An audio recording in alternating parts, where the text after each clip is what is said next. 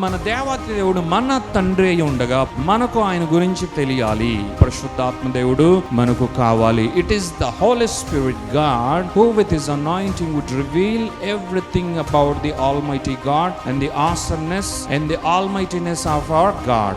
కాబట్టి మన పరిశుద్ధాత్మ దేవుని ద్వారా మనము ఎన్నో విషయాలను మనము తెలుసుకోవడానికి, జ్ఞానవంతులుగా అవ్వడానికి, బుద్ధి కుశలతల యందు వర్ధిల్లుటకు మన దేవుని గూర్చిన జ్ఞానాన్ని మనము సంపాదించుకోవాలి. జీవ గ్రంథమైన బైబిల్లో దొరుకుతుంది.